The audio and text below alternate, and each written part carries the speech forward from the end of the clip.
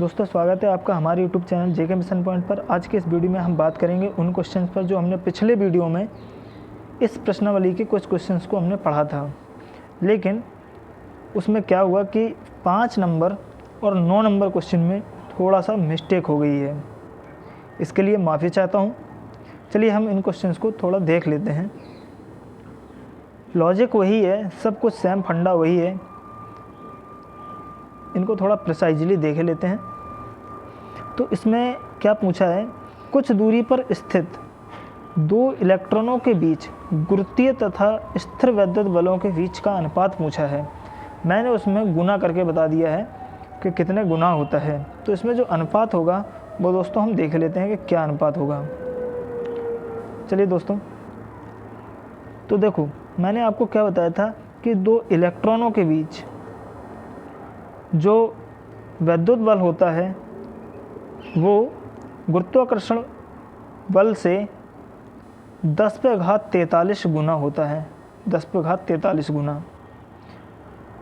और जो मान ले अब ये 10⁻43 गुना हो गया किससे, गुरुत्वाकर्षण बल से। तो गुरुत्वाकर्षण बल कितना रहा होगा, 1। तो अब उसने क्या पूछा है, गुरुत्वीय बल या गुरुत्वाकर्षण बल तथा स्थिर वैद्युत बलों के बीच। तो अगर हमने जो फोर्स है एफ जी को अगर हम 1 मान रहे हैं और इससे 10⁻43 गुना कौन है, ये वैद्युत बल यानी कि एफ ई कितना है, 1 × 10⁻10⁻43 यानी कि 1 के 10⁻43 गुना है।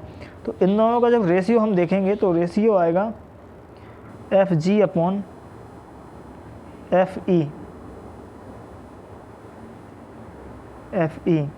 तो एफ ई इनके बीच का जो अनुपात होगा वो क्या होगा, 1। एफ जी का मान 1 और एफ ई का मान कितना है, 10⁻43। ठीक है ना।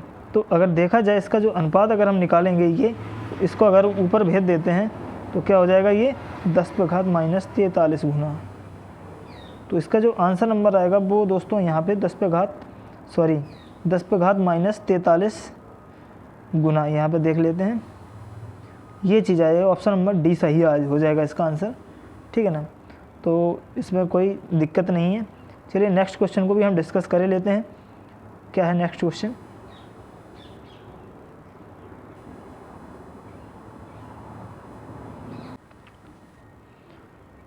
नाइन नंबर क्वेश्चन क्या कहता है, ये 9 नंबर क्वेश्चन देख लेते हैं कि 2 समान आवेशों Q, Q को जोड़ने वाली रेखा के मध्य बिंदु पर एक आवेश Q डैश रख दिया जाता है।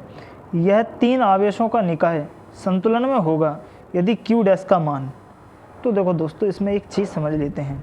मान लीजिए हमारे पास 2 आवेश रखे हुए हैं और दोनों के मान कितने हैं, Q और Q। इनको मिलाने वाली जो रेखा है उसका मध्य बिंदु है आपका O, और O पर हम क्या रख देते हैं, एक Q डैश आवेश रख देते हैं। अब सबसे पहले हमें ये देखना है कि ये पूरा बैलेंस होना चाहिए। यानी कि बैलेंस में क्या होगा कि इस पर लगने वाला बल और इस पर लगने वाला बल, इस पर लगने वाले बल और इस पर लगने वाले बल के बराबर होना चाहिए। तो चलिए देखते हैं दोस्तों क्या होता है। इसकी थोड़ा प्रकृति हम देख लेते हैं कि ये प्रकृति क्या होगी। देखो, अगर हम इस आवेश, ये दोनों पॉजिटिव हैं, मान लीजिए ये दोनों पॉजिटिव हैं और ये आवेश भी हम अगर पॉजिटिव मान रहे हैं, तो ये इस पर क्या करेगा, ये वाला इस पर रिपल्सन फोर्स इस साइड लगाएगा और ये वाला इस पर लगाएगा, और ये भी इस पर रिपल्सन फोर्स इधर लगाएगा, ये भी इस पर रिपल्सन फोर्स इधर लगाएगा। यानी कि प्रतिकर्षण का बल यहाँ भी होगा, यहाँ भी होगा, और ये इधर भी के लिए, इधर के लिए। तो अब ये दोनों फ्री आवेश इधर जा सकते हैं, क्योंकि ये आवेश और ये आवेश इसको तो दबाए रखेगा, लेकिन ये खुद में दबकर नहीं रह पाएंगे, इसलिए ये क्या हो जाएगा, बैलेंस नहीं हो पाएगा। अगर हम इस Q डैश आवेश को अगर हम नेगेटिव लेके देखते हैं भाई, तो एक बार जब नेगेटिव अगर इसको हम लेके देखते हैं तो इसके बीच और इसके बीच क्या होगा, अट्रैक्शन का फोर्स होगा। इसके बीच और इसके बीच भी अट्रैक्शन का फोर्स होगा। तो इसमें क्या होगा, ये आवेश इसको बांधे रखेगा और ये आवेश इसको भी बांधे रखेगा, और इन पर जो फोर्स यहाँ पे लगेगा ये दोनों इसको बांधे रखेंगे। तो ये पूरा जो सिस्टम है हमारा ये कैसा हो जाएगा, बैलेंस हो जाएगा। तो सीधी सी बात है, ये जो क्यू डैश होगा ये क्यू डैश माइनस का होगा, ठीक है। बाकी वही फंडा है कि इस पर जो फोर्स लग रहा है, मान लीजिए इस पर फोर्स लग रहा है इन दोनों के बीच में F1 और इन दोनों के बीच में F2 और इन दोनों के बीच में कितना लग रहा है, F3। और ये F1 जो F1 है वो Q और Q डैश के बीच लगने वाला फोर्स है, और ये जो F2 है वो Q डैश और इस Q के बीच लगने वाला फोर्स है, और ये जो F3 है वो Q और Q के बीच लगने वाला फोर्स है, ठीक है। तो क्या होगा, ये बल आपस में बराबर होने चाहिए, तभी कोई चीज़ संतुलन में हो सकती है। जैसे कि मैं आपको बता देता हूँ, जैसे यहाँ पे कुछ आदमी खड़े हुए हैं और यहाँ पे कुछ आदमी बीच में एक दूसरे रस्सी पकड़े हुए हैं। अगर ये रस्सी संतुलन में कब होगी, जब ये फोर्स इस साइड लगा रहे हैं उतना ही फोर्स ये भी इस साइड लगा रहे होंगे, तो ये रस्सी कैसी हो जाएगी, बैलेंस हो जाएगी। तो इस तरीके से हम समझ सकते हैं इस चीज़ को। चलिए, तो इस F1 को और इस F1 को, F2 को और F3 को हम बराबर कर देते हैं भाई। ध्यान रखना कौन सा बल किसके बराबर है, किस किस के बीच में लग रहा है। तो F2 बराबर F3। तो देखो F1 हम लिखते हैं यहाँ पे, क्या होगा, 1/4 pi epsilon not 1/4 pi epsilon not into Q dash upon, अब देखो इनके बीच की दूरी, Q और Q के बीच की दूरी कितनी है, R है, ठीक है। तो इसके बीच की R/2 हो जाएगी और इसके बीच की भी दूरी R/2 हो जाएगी, ठीक है। तो यहाँ पे हम रखेंगे R/2 का होल स्क्वायर यानी कि R²/4 हो जाएगा, बराबर F2 भी इतना ही हो जाएगा, 1/4 pi epsilon not into Q dash, Q है, क्यू डैश अपॉन R²/4, ठीक है। नेक्स्ट F3 को रखते हैं भाई। F3 भी क्या हो जाएगा, 1/4 पाई एप्सिलॉन नॉट इंटू, अब ये जो F3 है वो दोस्तों Q और Q के बीच लगने वाला फोर्स है, तो यहाँ पे Q रखेंगे। तो यहाँ से हम देख लेते हैं भाई, Q का जब मल्टीप्लाई हम करेंगे तो Q² हो जाएगा, Q² और दूरी इनके बीच की क्या है, R है, तो R² हो जाएगा। अब हम देखो क्या करते हैं, इसको थोड़ा छोटा सा कर लेते हैं समझने के लिए।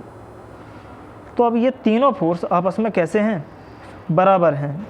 ये तीनों फोर्स आपस में बराबर हैं, ये वाला फोर्स, ये वाला फोर्स और ये वाला फोर्स आपस में ये तीनों बराबर हैं। तो इसको किसी एक के बराबर कर देंगे, चाहे इसके कर दो चाहे इसके कर दो। चलिए भाई करते हैं। तो इसको हम इसके बराबर कर देते हैं।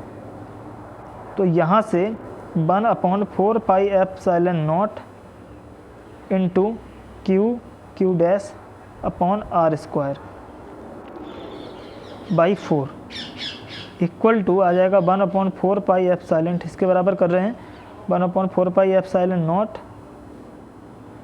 Into Q² R²। तो इससे ये कैंसल आउट हो जाएगा, Q से एक स्क्वायर ख़त्म हो जाएगा और ये जो 4 है वो इसके ऊपर चले जाएगा, तो आ जाएगा 4Q डैश अपॉन R² बराबर आ जाएगा Q अपॉन R² के। तो R² से R² कैंसिल आउट हो जाएगा। तो यहाँ से हम Q डैश का जब मान निकालेंगे तो दोस्तों Q डैश का मान आएगा Q/4। तो और इसकी प्रकृति कैसी होगी, माइनस की होगी, जो हमने यहाँ पे लिख रखी है।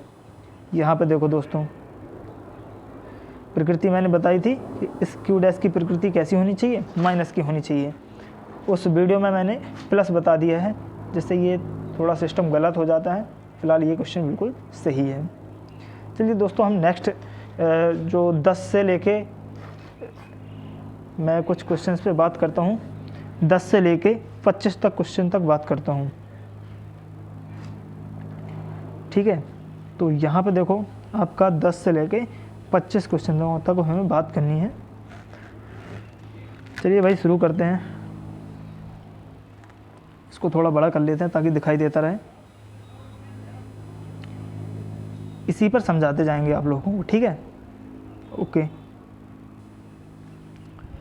दो बिंदु आवेश पहले वायु में तथा फिर के परावैद्युतांक वाले माध्यम में उतनी ही परस्पर दूरी पर रखे जाते हैं। दोनों दशाओं में आवेशों के बीच लगने वाले बलों का अनुपात क्या होगा। तो देखो भाई, मान लीजिए पहले वो वायु में रखे थे तो उनके बीच जो फोर्स लग रहा था वो F1 यानी कि F0 वायु में फोर्स कितना होगा, F0 1/4 पाई एप्सिलॉन0। मान लीजिए वो दो आवेश कौन से हैं, Q और Q हैं, ठीक है ना। दो आवेश Q और Q हैं।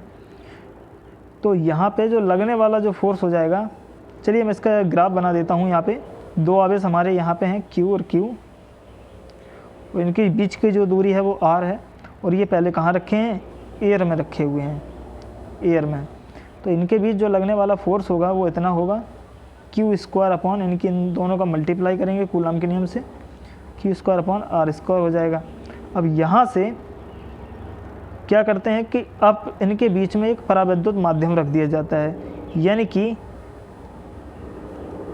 जब परावैद्युत माध्यम रख देते हैं यहाँ पे तो Q² होगा भाई, Q² अपॉन R²। अब जब इनके बीच में परावैद्युत माध्यम रख देते हैं, मान लीजिए कोई कागज़ पानी कुछ भी रख दिया, तो इनके बीच जो लगने वाला फोर्स F होगा वो कितना हो जाएगा, 1/4 पाई एप्सिलॉन0 इंटू यहाँ पे K भी लग जाएगा, ठीक है भाई, क्योंकि माध्यम का परावैद्युतांक है ये, और ये Q² अपॉन दूरी उतनी ही है तो R² हो जाएगा। अब इन दोनों बलों के बीच अनुपात जो होगा वो वही देख लेते हैं क्या होगा। तो F0 अपॉन F निकाल लेते हैं हम, F0 अपॉन F। तो क्या हो जाएगा, F0 अपॉन F, इन दोनों को बटे कर देते हैं। तो इन दोनों को जब हम बटे करेंगे तो ये कट जाएगा, Q² से Q² कट जाएगा, R² से R² कट जाएगा, यहाँ पे एप्सिलॉन0 से एप्सिलॉन0 कट जाएगा। तो क्या बचेगा यहाँ पे, 1/1 एप्सिलॉन0, ये ऊपर चला जाएगा भाई, और यहाँ पे सॉरी यहाँ पे K बचेगा, एप्सिलॉन0 कट गया है तो यहाँ पे K बचेगा ओनली, तो यहाँ पे हम K लिख देते हैं, K। तो ये K ऊपर पहुँच जाएगा, तो F0 upon F is equal to K आ जाएगा। तो यहाँ से इसके नीचे क्या होगा, 1 हो जाएगा। तो इसमें F0 और F के बीच में जो अनुपात निकला वो क्या निकल जाएगा, K/1। तो इस तरीके से ये हमारा सवाल हो जाता है। तो इस तरीके से हमारा ये जो ऑप्शन नंबर V K/1 ये सही हो जाएगा। नेक्स्ट क्वेश्चन देखते हैं भाई क्या बोलता है। नेक्स्ट क्वेश्चन 11 नंबर क्वेश्चन क्या बोलता है, किसी वैद्युत रोधी माध्यम का परावैद्युतांक हो सकता है। तो दोस्तों K का मान जो होता है वो हमेशा 1 से बड़ा होता है। वायु के लिए 1 हो जाता है और बाकी सभी के लिए 1 से बड़ा होता है। तो इसमें देख लेते हैं भाई कौन सा ऑप्शन नंबर सही जा रहा है। ये देखो, इसमें ऑप्शन नंबर जो है वो है आपका 6 यानी कि D। 1 से बड़ा जो भी होगा वही ऑप्शन नंबर सही हो जाएगा। 0.7 ये आपका 1 से छोटा है, 0 1 से छोटा है, -3 1 से छोटा है। क्योंकि ऑप्शन नंबर जो डी है वो 1 से बड़ा है, यानी कि 6 नंबर आंसर, वो सॉरी जो डी ऑप्शन नंबर है वो सही है आपका। क्वेश्चन नंबर 12 देखते हैं भाई। वायु में रखे दो धनावेशों के मध्य परावैद्युत पदार्थ रख देने पर इनके बीच प्रतिकर्षण बल का मान। तो भाई देखो, दो धनावेश हैं तो सीधी बात है प्रतिकर्षण बल होगा, ठीक है ना। दो आवेश हैं तो प्रतिकर्षण बल होगा। लेकिन अगर हम K परावैद्युतांक माध्यम रख देते हैं, K परावैद्युतांक का एक परावैद्युत पदार्थ रख देते हैं तो हमेशा उनके बीच मान घट जाता है। जैसे सबसे ज़्यादा जो फोर्स होता है वो वायु में होता है। उसके अलावा अगर कोई पराविद्युत पदार्थ रख दिया जाता है तो फोर्स का मान कम हो जाता है। तो क्या इसमें ऑप्शन नंबर हो जाएगा, घट जाएगा, यानी कि ऑप्शन नंबर बी सही है। तीसरा नंबर, विद्युत क्षेत्र की तीव्रता का मात्रक क्या है? तो दोस्तों विद्युत क्षेत्र की तीव्रता का मात्रक यहाँ से निकाल लेते हैं। E बराबर F/Q0 या Q, तो न्यूटन पर कूलाम। भाई इसमें न्यूटन पर कूलाम दिख रहा है कहीं? हाँ, तो सी नंबर ऑप्शन सही है। ठीक है दोस्तों, अब देखते हैं क्वेश्चन नंबर 14। 14 विद्युत क्षेत्र की तीव्रता का मात्रक है। दोस्तों हमने दो तीव्रता जो सूत्र थे, एक V बराबर ED, एक V बराबर ED बताया था, जो बाद में आप डिस्कशन करेंगे इसका, और E बराबर F/Q बताया था, F/Q। तो इन दोनों से हमारे जो मात्रक निकले थे, मैंने उसमें बताया था जो मात्रक थे, या मैंने एक जो जनरल साइंस का जो पार्ट 2 है समझाया, उसमें हमने ये सारी चीज़ें बताई हुई हैं, तो उसमें आप देख सकते हैं। तो दो इसके मात्रक होते हैं, कौन कौन से होते हैं देख लेते हैं भाई। V बराबर ED लगा के, V बराबर ED, तो यहाँ से E बराबर क्या हो जाएगा, V/D। तो V का क्या हो जाएगा, वोल्ट, और इसका D डिस्प्लेसमेंट होता है, तो पर मीटर हो जाएगा, तो वोल्ट पर मीटर, यानी कि ऑप्शन नंबर ए इसका सही है। नेक्स्ट क्वेश्चन देखते हैं, 15 नंबर क्वेश्चन। निम्नलिखित में से कौन सा विद्युत क्षेत्र का मात्रक नहीं है? तो दोस्तों न्यूटन पर कूलाम तो होता ही है इसका मात्रक, वोल्ट पर मीटर भी अभी हमने पढ़ा है, तो ये भी सही है। जूल पर कूलाम इसका एक मात्रक और होता है, ये कहाँ से होगा भाई, देख लेते हैं। W बराबर होता है, V बराबर होता है W/Q। ठीक है, इसका जब विभव की परिभाषा आप पढ़ेंगे तो वहाँ से कहते हैं कोई धन परीक्षण आवेश W/Q0 कर दो, या कोई आवेश को अनंत से विद्युत क्षेत्र तक लाने में जो कार्य किया जाता है उसे हम विभव कहते हैं। ठीक है ना, तो वहाँ से जब आप ये फॉर्मूला पढ़ेंगे तो आप यहाँ से पाएंगे W का क्या होता है, जूल, यानी कि वर्क, तो इसका जूल हो जाएगा, और Q का कूलाम होता है, तो जूल पर कूलाम। अब बच्चा चौथा नंबर, तो ये चौथा नंबर ही गलत है, इसका ये आंसर नहीं होता है। तो याद रखना, ये आपके 3 मात्रक विद्युत क्षेत्र के होते हैं। चलिए नेक्स्ट क्वेश्चन है कि एक विद्युत क्षेत्र विक्षेपित कर सकता है? तो देखो एक्स किरणों को नहीं कर सकता है। क्यों? जो एक्स किरणें होती हैं वो आपकी विद्युत चुंबकीय तरंगें होती हैं, तो इनको वो विक्षेपित नहीं कर सकता है। न्यूट्रॉनों को नहीं कर सकता है, क्योंकि न्यूट्रॉन पर कोई चार्ज नहीं होता है, कोई आवेश नहीं होता है। जब तक किसी चीज़ पर कोई आवेश नहीं होगा वो अट्रैक्ट नहीं हो सकती है, विक्षेपित नहीं हो सकती है। अल्फा कणों पर, तो अल्फा कण किसे कहते हैं? अल्फा कण बोलते हैं 2e, यानी कि 2 इलेक्ट्रॉन के बराबर अल्फा कण का मान होता है, यानी कि इस पर ऋणात्मक चार्ज होता है, तो ये आपके विक्षेपित हो जाएंगे। गामा किरणें, तो गामा किरणें उदासीन होती हैं, ये भी विक्षेपित नहीं होती, तो इसमें विक्षेपित कर सकता है किसको? अल्फा कणों को। तो ऑप्शन नंबर सही है सी। ठीक है ना, नेक्स्ट क्वेश्चन देख लेते हैं। एक प्रोटॉन तथा एक इलेक्ट्रॉन एक समान विद्युत क्षेत्र में स्थित हैं।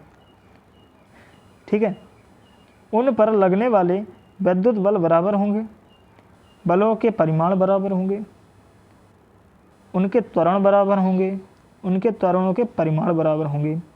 तो दोस्तों आपको एक बात बता देते हैं, मान लीजिए कोई विद्युत क्षेत्र है, विद्युत क्षेत्र को इस तरीके से डिफाइन किया जाता है। अगर इसमें हम कोई इलेक्ट्रॉन की ऋणात्मक आवेश रखते हैं, विद्युत क्षेत्र की दिशा आपकी ये है विद्युत क्षेत्र की दिशा। ठीक है, और हमने इसमें जब इलेक्ट्रॉन रख दिया तो ऋणात्मक आवेश पर विद्युत क्षेत्र उसके विपरीत दिशा में फोर्स लगाता है, तो जो फोर्स इस पर QE लगेगा वो विद्युत क्षेत्र के विपरीत दिशा में लगेगा। और अगर हमने प्रोटॉन या कोई धनावेश रख दिया है तो विद्युत क्षेत्र की दिशा में ही इस पर फोर्स लगता है। तो ध्यान रखना कि ऋणात्मक आवेश पर जो विद्युत क्षेत्र फोर्स लगाता है वो अपने विपरीत दिशा में लगाता है, तथा कोई धनावेश पर अगर फोर्स लगाता है तो अपनी ही दिशा में फोर्स लगाता है।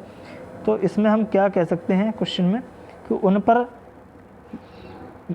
लगने वाले विद्युत बल बराबर होंगे। तो विद्युत बल बराबर नहीं होंगे क्योंकि इनकी जो डायरेक्शन होगी वो अलग होगी। तो बलों के जो परिमाण होंगे दोस्तों वो बराबर होंगे, यानी कि ऑप्शन नंबर बी सही है। अल्फा, इसमें नेक्स्ट क्वेश्चन आते हैं। एक अल्फा कण 15 × 10⁴ न्यूटन पर कूलाम के विद्युत क्षेत्र में स्थित है, उस पर लगने वाले बल का मान होगा। तो भाई उस पर लगने वाले बल का मान देख लेते हैं कितना होगा।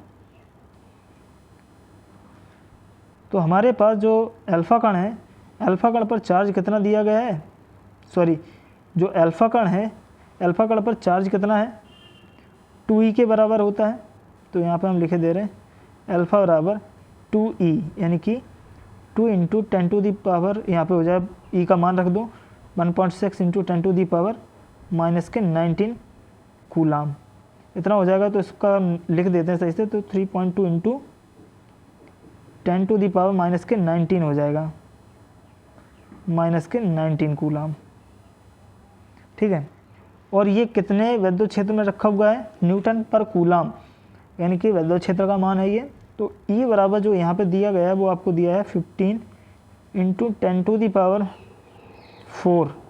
न्यूटन पर कूलाम।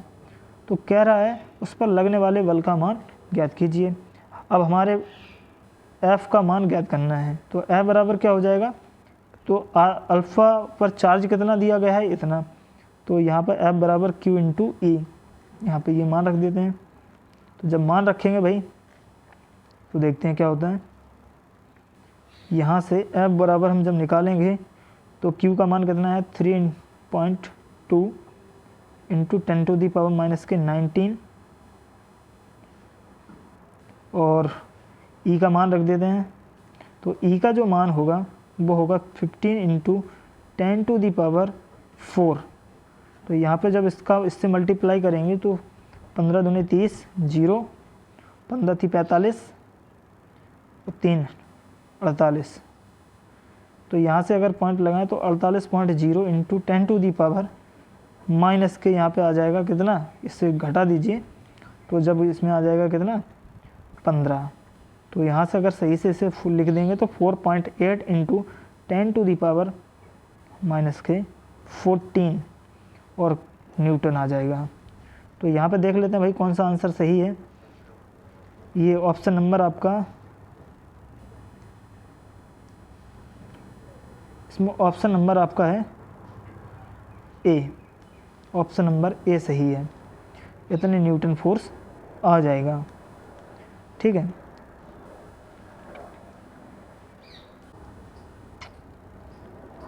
इस क्वेश्चन में हम बाद में बात करेंगे, जो 90 नंबर क्वेश्चन है इस क्वेश्चन पर हम बाद में बात करते हैं। इसमें इसका जो कॉन्सेप्ट है वो क्या है, QE बराबर mg।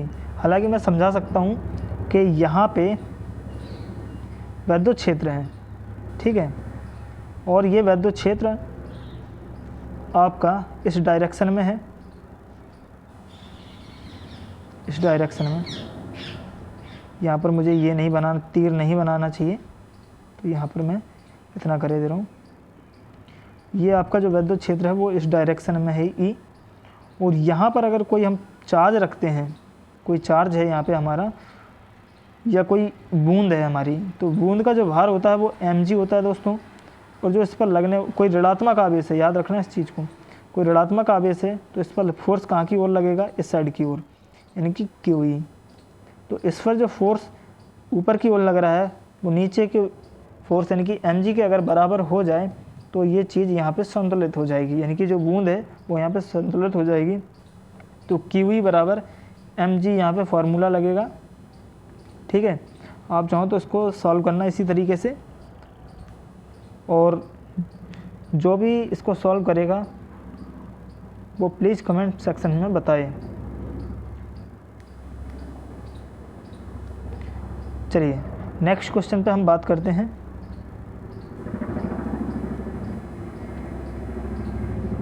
यहाँ पे इसका देखो हिंट भी दे दिया गया है भाई, तो QE बराबर mg यहाँ पे दे दिया गया है, और यहाँ पे एक इलेक्ट्रॉन की बात की है उसने। क्वेश्चन को पढ़ लेना, मैं नहीं पढ़ रहा हूँ। नेक्स्ट क्वेश्चन पे हम बात करते हैं भाई के दूरी r पर स्थित दो बिंदु आवेश प्लस q तथा माइनस q के बीच F है, जो बल है वो F है, यानी कि प्लस q और माइनस q के बीच जो बल है वो F है। यदि एक आवेश स्थिर हो और दूसरा उसके चारों ओर r त्रिज्या के एक वृत्त में चक्कर काटे तो कार्य होगा। तो दोस्तों देखो कितना क्वेश्चन अच्छा है, इसको थोड़ा घुमा के बताया है। इसमें क्या होगा कि इसमें हमको एक आवेश दिया है प्लस q और इसके r दूरी पर कह रहा है एक आवेश है माइनस q। ठीक है, माइनस q आवेश है और ये इसके r त्रिज्या में चक्कर लगा रहा है, तो उसका वर्क डन पूछ रहा है कि कितना कर। तो याद रखना ये आवेश बार बार यहीं से घूमकर यहीं पर आ जाता है। तो सीधी सी बात है, जब विस्थापन शून्य हो जाएगा, यहाँ वापस विस्थापन कब शून्य होता है? जब कोई चीज़ चलकर जहाँ से चलती है वहीं पर वापस आ जाती है, तो जो विस्थापन होता है जीरो होता है। तो वर्क बराबर क्या होता है? F इंटू डी, इनकी बल उलट विस्थापन। जब विस्थापन जीरो हो गया तो वर्क भी आपका जीरो हो जाएगा। तो यहाँ पर इसके बीच में जो फोर्स होगा वो कितना होगा? जीरो होगा भाई। तो इसको देख लेते हैं।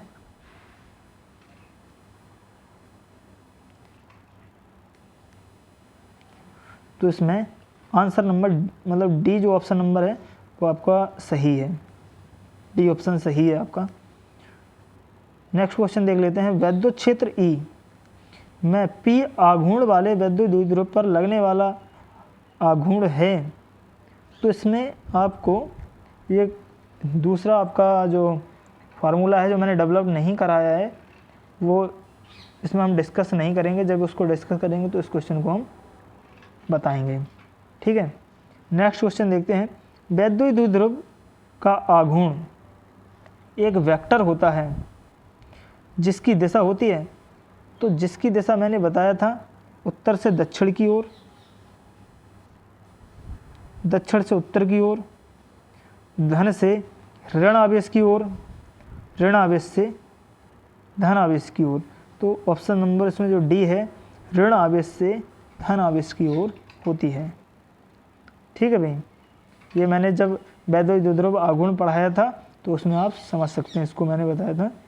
ठीक है, 5 कूलाम आवेश के दो बराबर विपरीत आवेशों के बीच की जो 5 सेंटीमीटर दूरी है इसके बीच विद्युत द्विध्रुव आघूर्ण ज्ञात कीजिए भाई। तो देखो जो विद्युत द्विध्रुव जो बीच आवेशों के जो बीच की दूरी होती है, जब कोई विद्युत द्विध्रुव आघूर्ण दिया है 5 कूलाम के आवेश हैं यानी कि Q और Q, तो यहाँ पे दोनों 5 सेम होते हैं, विद्युत द्विध्रुव आघूर्ण में आवेश सेम होते हैं। तो 5 कूलाम का ये भी है, 5 कूलाम का ये भी है, इनके बीच की दूरी कितनी है? 5 सेंटीमीटर है, 5 सेंटीमीटर। तो भाई देखते हैं क्या होता है। इस सेंटीमीटर को मीटर में चेंज कर लीजिए, तो 5 × 10⁻⁻² मीटर हो जाएगी ये दूरी। और इस दूरी को ही हम क्या कहते हैं? 2L। तो 2L बराबर हमें कितनी दी गई है इसमें? 5 × 10⁻⁻² मीटर। और कोई एक आवेश, ये प्लस Q हुआ तो ये माइनस Q होगा। तो हमने जो विद्युत द्विध्रुव आघूर्ण का फार्मूला पढ़ा था वो क्या था भाई? P बराबर 2L × Q। तो यहाँ से 5 × 10⁻⁻² रख देते हैं और इंटू, सॉरी यहाँ पे मीटर लिख दिया, इंटू Q का मान कितना है? 5 कूलाम, तो 5 रख देते हैं भाई। तो यहाँ से 5 25 हो जाएगा इंटू 10⁻⁻²। तो अगर इसमें हम कहें तो 0.25, या फिर इसमें कितना निकल के आ रहा है? 25 × 10⁻−2। तो यानी कि ऑप्शन नंबर इसमें ए सही है। और इसका मात्रक क्या बताया था? Coulomb metre. इसका मीटर हो जाएगा, इसका कूलाम, तो कूलाम मीटर इसमें लिखेंगे। ठीक है,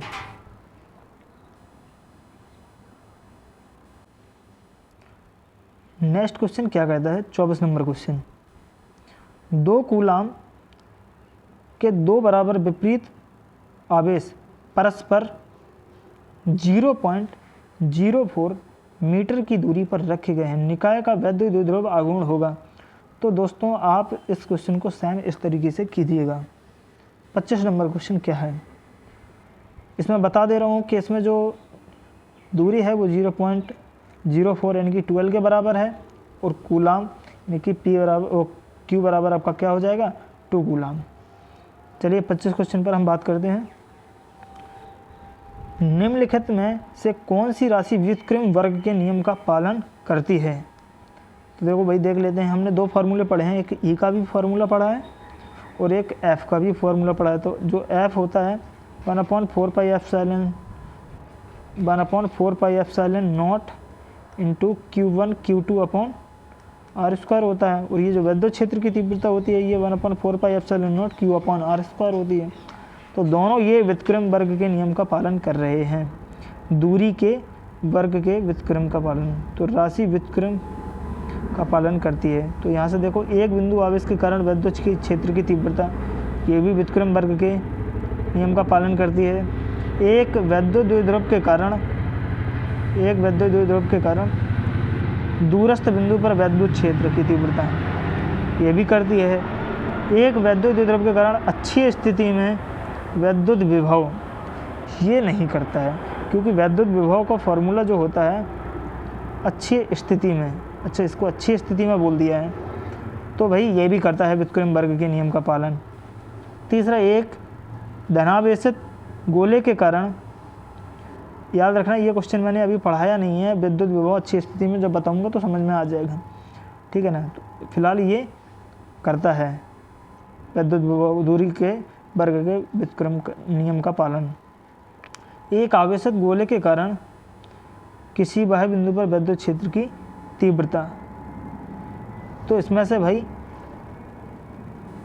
जो ऑप्शन नंबर है वो मैं अभी नहीं बताऊंगा, जिसको पता है वो कमेंट बॉक्स में बताए मुझे कि कौन सा ऑप्शन नंबर सही होगा और उसका रीज़न भी लिखे, ठीक है ना। और इनमें से मैंने 2 चीज़ें नहीं पढ़ाई हैं, अच्छी स्थिति में विद्युत विभव और आवेशित गोले के कारण विद्युत क्षेत्र की तीव्रता। इन दोनों पर जब मैं बात करूंगा तभी इन दोनों के हम आंसर देंगे, ठीक है ना।